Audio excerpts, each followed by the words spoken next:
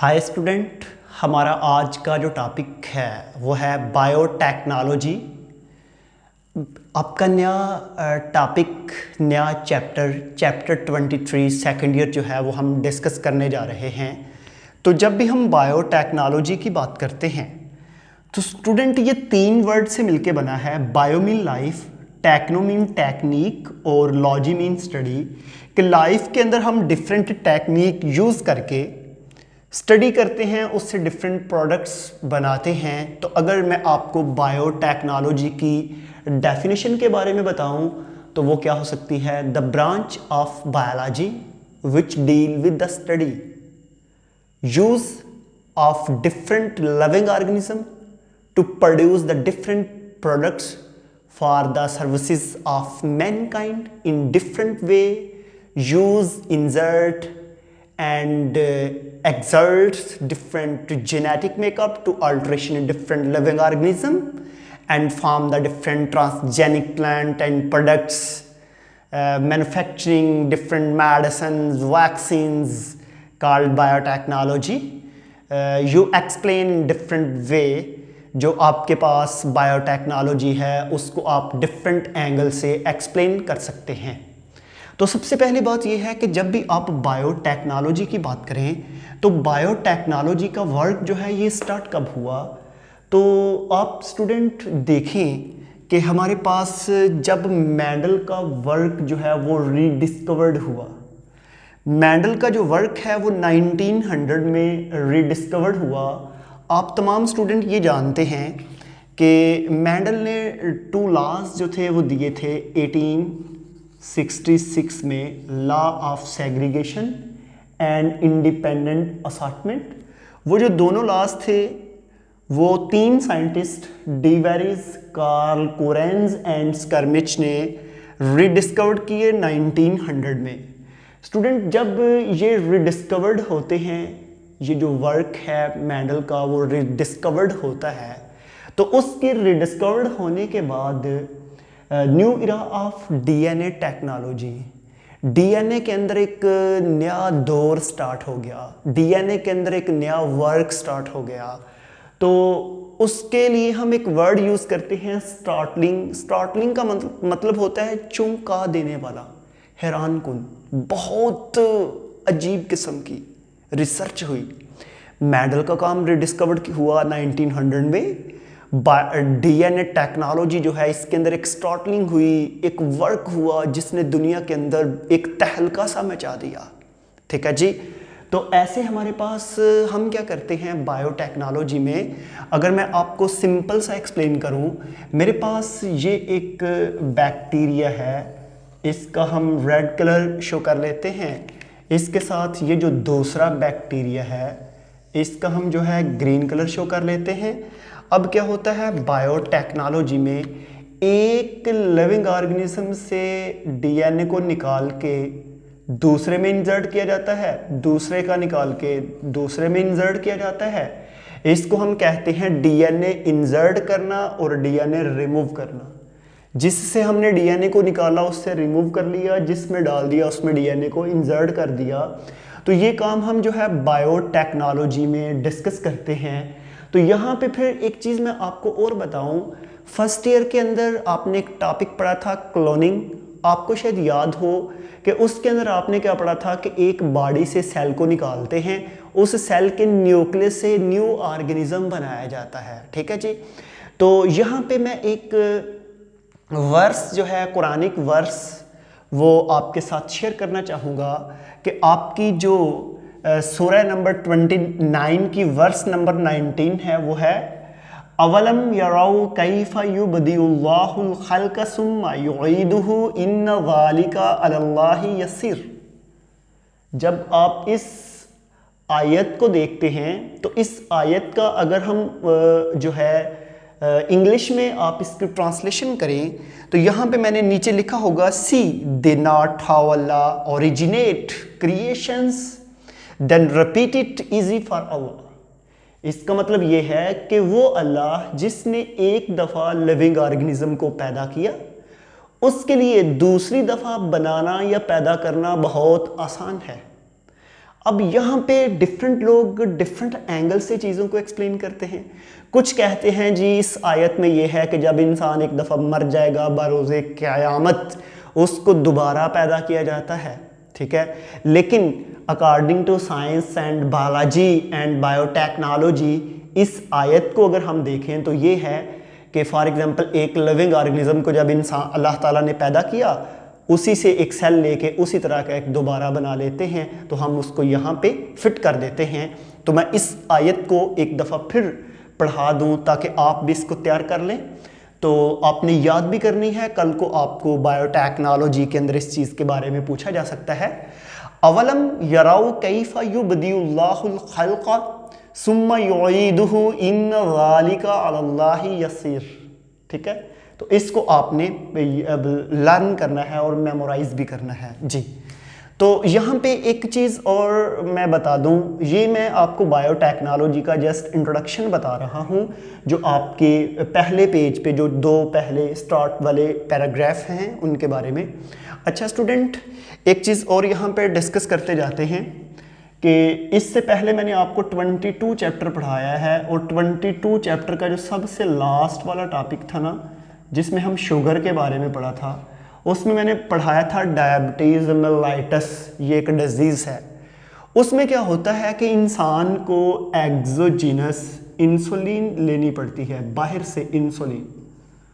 अब बात ये है कि ये जो इंसुलिन है ये बेसिकली एक प्रोटीन है जिसका काम है आपके ब्लड से ग्लूकोज को लेके आपके सेल के अंदर डालना, और उस सेल से फिर उसकी मेटाबोलाइज होगी ग्लूकोज की, और उस ग्लूकोज से फिर फर्दर बनेगी एटीपी, और वो एटीपी बॉडी के डिफरेंट प्रोसेसेस में यूज़ होके आपकी बॉडी में डिफरेंट फंक्शन परफॉर्म करती है।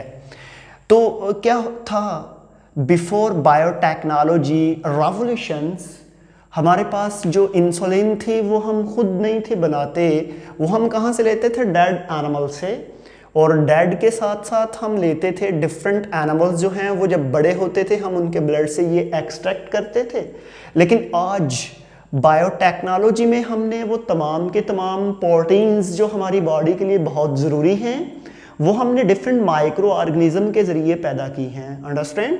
तो ऐसे हमारे पास जो है dead animals, diabetes mellitus, sugar के बारे में मैं बताया। और इसके बाद स्टूडेंट 1980 में बायोटेक्नोलॉजी के ज़रिए हमने बहुत सी ड्रग, वैक्सीन और कर्ब ह्यूमन इलनेस, इंसानों में बीमारी पैदा करने वाले माइक्रो ऑर्गेनिज्म या इन्फेक्शन को रोकने के लिए या रिकावट पैदा करने के लिए जो चीज़ें होती हैं उसको हम बोलते हैं कर्ब ह्यूमन इलनेस, ठीक है। ये 1980 में हमने बायोटेक्नोलॉजी के अंदर डिफरेंट प्रोडक्ट्स बनाई। इसमें हमने डिफरेंट ट्रांसजेनिक एनिमल्स बनाए, इनमें हमने डिफरेंट ट्रांसजेनिक प्लांट बनाए। वो तमाम के तमाम जो हैं उनका क्या काम था, उनका यही वर्क था कि वो यहाँ पे बायोटेक्नोलॉजी में हमें प्रोडक्ट्स दी। मैंने डेफिनेशन के अंदर एक वर्ड यूज़ किया था, for the services of Mankind, कि इंसानियत की खिदमत के लिए बायोटेक्नोलॉजी से डिफरेंट प्रोडक्ट्स बनती हैं। अच्छा जी, उसके बाद स्टूडेंट नेक्स्ट पॉइंट है इन्वायरमेंटल पोल्यूटेंट, ठीक है जी।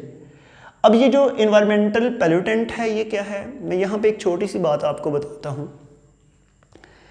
दुनिया में मैक्सिमम कंट्री जो है ना उनका जितना भी ऑयल है, पेट्रोल, उनका डीजल और डिफरेंट क्रूड ऑयल जो है वो एक कंट्री से जब दूसरे में जाता है तो उसके लिए हम मोस्टली यूज़ करते हैं ये जो शिप, बहरी जहाज़ जो होते हैं, ठीक है।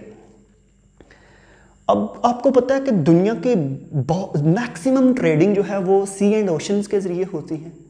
जब उनके अंदर जहाज़ चलते हैं तो उनसे लीकेज जो होती है, उससे निकलने वाला ऑयल, पेट्रोल वो समंदर के पानी में जब मिक्स हो जाता है, तो मिक्स तो नहीं होता, ऊपर उसकी लेयर बन जाती है। आपको पता है कि ये तैरता है लोअर ग्रेविटी की वजह से। जब उस पर लेयर बन जाती है तो बाहर से ऑक्सीजन वाटर के अंदर नहीं जाती है। जब ऑक्सीजन वाटर के अंदर नहीं जाती तो वाटर में रहने वाले लिविंग ऑर्गेनिज्म जो उसमें वाटरफॉल जो होते हैं, बर्ड्स जो पानी के अंदर रहते हैं, प्लांट्स हैं, फिशेस हैं, एम्फीबियन, उनकी डेथ होना स्टार्ट हो जाती है। फिर हमने क्या किया कि हमने डिफरेंट बैक्टीरिया बनाए जो उस ऑयल को खा जाते हैं। हमने डिफरेंट बैक्टीरिया बनाए जो इन्वायरमेंट के अंदर जितना पोल्यूटेंट है उसको ऑब्जर्व कर लेते हैं, खा लेते हैं।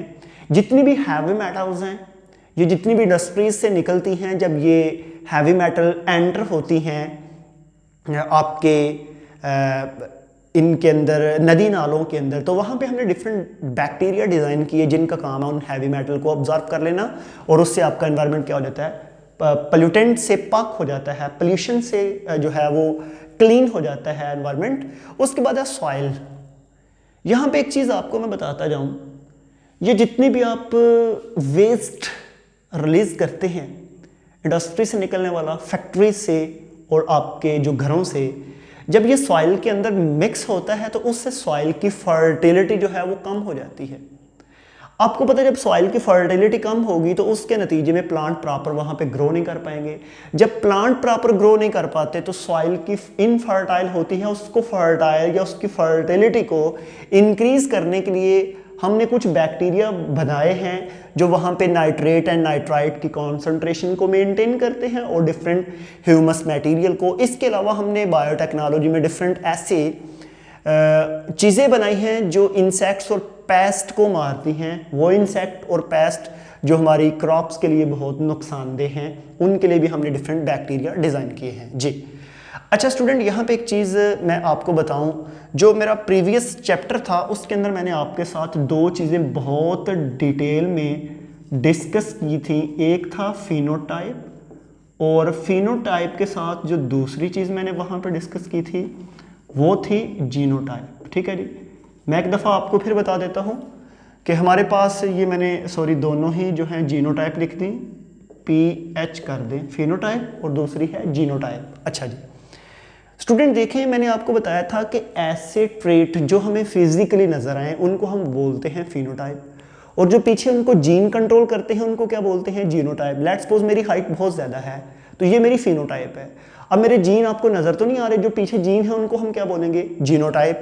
तो बायोटेक्नोलॉजी में हम क्या करते हैं कि एक ऑर्गेनिज्म का जीन निकाल के जब दूसरे ऑर्गेनिज्म में डालते हैं तो हम कहते हैं जी जिस ऑर्गेनिज्म में जीन डाला उसके जीनोटाइप में अल्ट्रेशन आ गई है।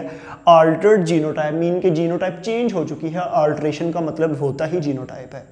अब यहाँ पे क्वेश्चन क्रिएट होता है कि जब हम जीनोटाइप चेंज करते हैं तो क्या उससे फिनोटाइप नहीं चेंज होती, 100% होती है। समझ आ रही है?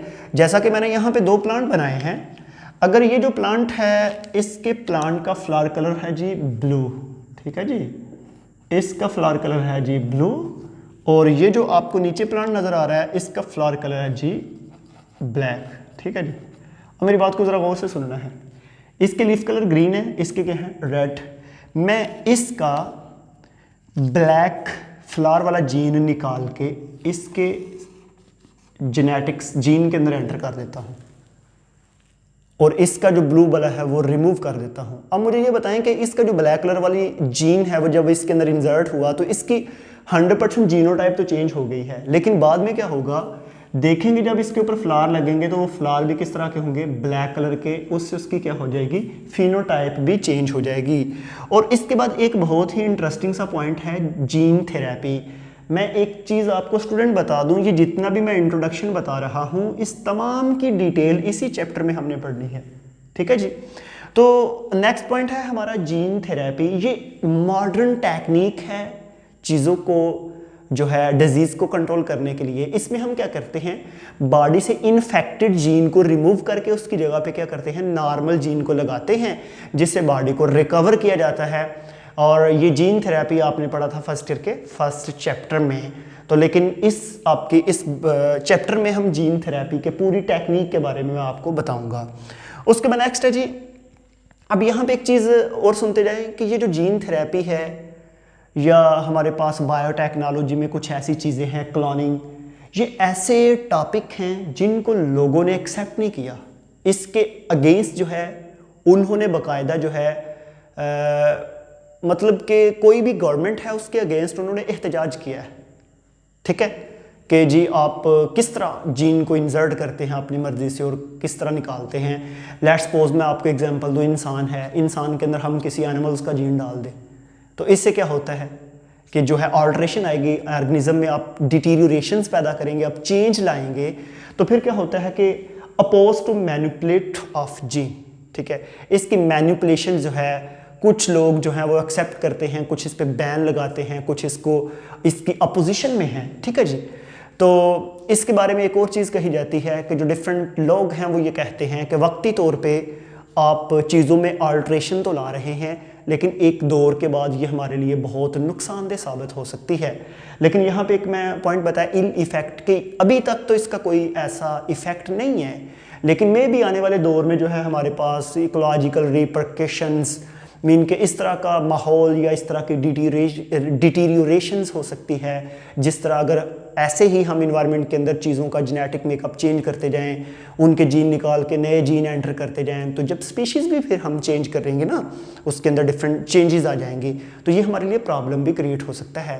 तो ये एक छोटा सा इंट्रोडक्शन था हमारे पास बायोटेक्नोलॉजी का, और पहले पैराग्राफ, पहला पेज, उसमें 2 छोटे छोटे पैराग्राफ के बारे में मैंने आपको बताया। तो नेक्स्ट स्टूडेंट इंशाल्लाह हम डिस्कस करेंगे नेक्स्ट टॉपिक में। आज के लिए थैंक यू।